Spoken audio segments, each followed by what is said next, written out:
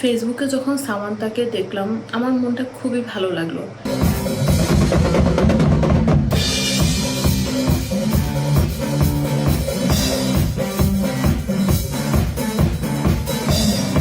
একটা মেয়ে কি সুন্দর করে ড্রাম বাজাচ্ছে।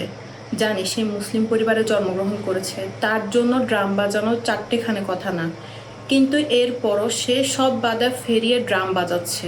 এটি আমাদের জন্য অবশ্যই একটা গর্বের বিষয়।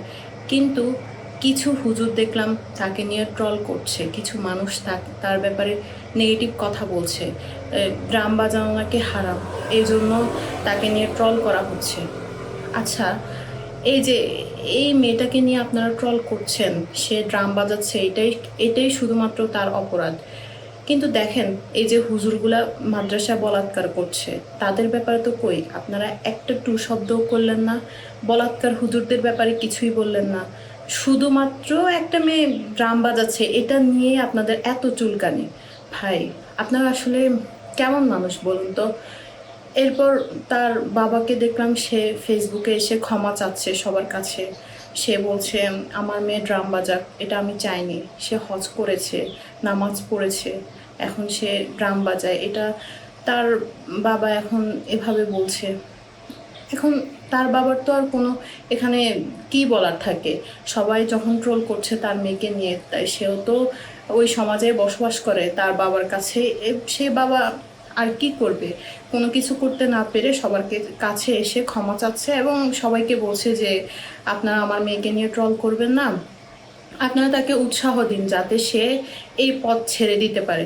কোনো কষ্ট দিয়ে থাকে আপনারা আমাদের ক্ষমা করবেন। আজকে ও যেই কাজের জন্য ইয়ে হয়েছে, এটা আমরা কখনো আমি অন্তত চাই না যে ওইভাবে তো হজ করছে, কিন্তু আজকে যে ধরনের কথা বলতেছে অনেকে, হজ করছে হিজাব পরে কেন ড্রামস করবে।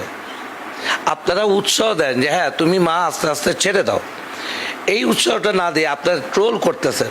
আমরা ওইটা না চিন্তা করে এই মেয়ে কেন করবে হিজাব পরে, আরে ভাই হিজাব পরে তো চুরি করতেছে। এই পথ মানে সে কি খারাপ পথে আছে? ড্রাম বাজানো তো খারাপ কোনো কিছু না, ড্রাম বাজাতেই পারে, এখানে খারাপের কি আছে? হ্যাঁ, ওই যে সে হিজাব পরে, বোরকা হিজাব পরে ড্রাম বাজাচ্ছে, এতে অনেক হুজুরের গায়ে লাগলো। বোরকা হিজাব পরবে, সে তো ঘরের মধ্যে থাকবে, ঘরের মধ্যে বন্দি থাকবে, সে বোরকা হিজাব পরে কেন ড্রাম বাজাচ্ছে, এটাই হচ্ছে তাদের মূল কথা। এভাবেই তারা নানা জায়গায় মেয়েদেরকে বন্দি করে। বোরকা হিজাব পরবে বলে তাদেরকে ঘরের মধ্যে রাখে, বোরকা হিজাব পরে শুধুমাত্র তারা ঘরে থাকবে, পর্দার মধ্যে থাকবে, তাদের পড়াশোনা করার দরকার নেই, তাদের কোনো কিছুতে অংশগ্রহণ করার দরকার নেই। আমরা মেয়েরা ওই যে একটা গণ্ডির মধ্যে থাকি, তাদের কাছেই থাকতে হবে। এই কারণে আমরা প্রশ্ন করতে পারি না যে কেন আমাদেরকে এভাবে বন্দি করা হচ্ছে, কেন আমরা আমাদের এই ভোগান্তি কেন, এই প্রশ্নগুলো আমরা করতে পারি না।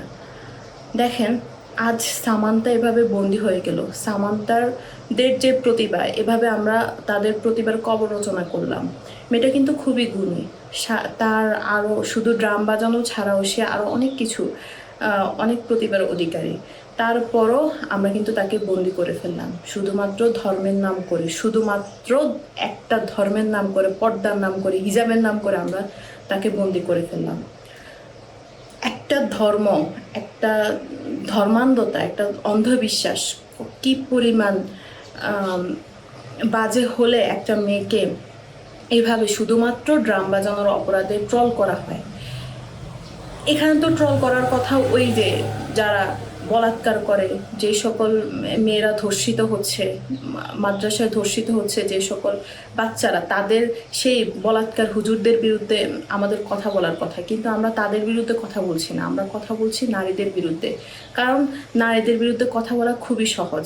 নারীদের বিরুদ্ধে কথা বললে কেউ তো আর তাদেরকে প্রশ্ন করছে না, কোনো নারী তো এসে বলছে না কেন তুমি আমার বিরুদ্ধে কেন কথা বলবে। তারা এক কথায় কোরআন হাদিস খুলে দেখিয়ে দেয়, এই যে দেখেন কোরআন হাদিসে বলা আছে যে নারীদেরকে পর্দা করতে হবে, নারীদেরকে ঘরের মধ্যে থাকতে হবে, ঘরের কাজকর্ম করতে হবে, এইগুলা বলে তারা আমাদেরকে বন্দি করে রাখে।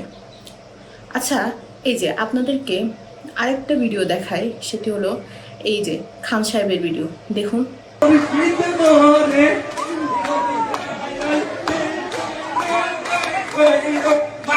তার গায়ের লেবাস দেখুন, সেও কিন্তু দাড়ি টুপি নিয়ে তারপর জুব্বা পরে নাচাগানা করছে। আর তার এই নাচাগানার জন্য তাকে ওয়াজে মাহফিলে দাওয়াত দিয়ে নিয়ে যাওয়া হচ্ছে। এখন আমার প্রশ্ন হলো, এই হুজুরটাও তো তার ইসলামী লেবাস ধরে ইসলামী পোশাক পরে আসছিল, কই আপনারা তো তাকে নিয়ে একটাও ট্রল করলেন না, তাকে নিয়ে একটা কথাও বললেন না, বরং তাকে আরও বাহাবা দিলেন। এখন একজন ইসলামিক পোশাক পরে নাচাগানা করছে, তাকে নিয়ে কিন্তু আপনারা ট্রল করছেন না। একটা পুরুষ ইসলামিক পোশাক পরে নাচাগানা করছে, তাকে নিয়ে কিন্তু আপনারা ট্রল করছেন না। ট্রল করছেন একটা মেয়ে কেন হিজাব পরে ড্রাম বাজাচ্ছে এটা নিয়ে। তাহলে আমার তো প্রশ্ন থেকেই যায়, সে শুধুমাত্র নারী হওয়ার কারণে কি ট্রলের শিকার?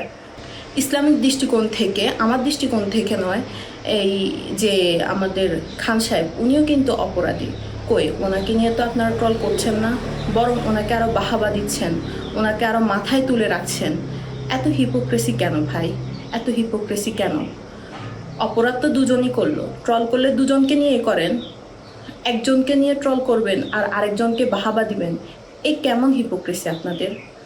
একটু একটু যদি মাথায় আপনাদের ঘিলু থাকে, একটু একটু যদি বোধ বুদ্ধি থাকে, তাহলে বুঝতেন যে কাকে নিয়ে কী নিয়ে আমরা ট্রল করছি, কার কার বিরুদ্ধে আমরা কথা বলছি। আমরা যদি সংস্কৃতি চর্চা থেকে বিরত থাকি, এই যে ড্রাম বাজানো বলেন, গান বাজনা বলেন, নাচ গান বলেন, সব কিছুই এর আওতাভুক্ত। এগুলো সব কিছু থেকেই আমরা যদি বিরত থাকি, তাহলে আমাদের সমাজটা কোথায় গিয়ে দাঁড়াবে? সংস্কৃতি চর্চা যদি বন্ধই হয়ে যায়, তাহলে ওই যে তখন মানুষ আর বিনোদনের আর কোনো ওয়ে থাকবে না, মানুষের কাছে আর কিছুই থাকবে না। তখন তারা গিয়ে ওই যে ধর্ষণ করবে, নানা প্রকার অপরাধ করবে, চুরি করবে, ডাকাতি করবে, বিভিন্ন প্রকারের অপরাধে তারা লিপ্ত হবে। আপনাদেরকে আরেকটা ভিডিও দেখাই।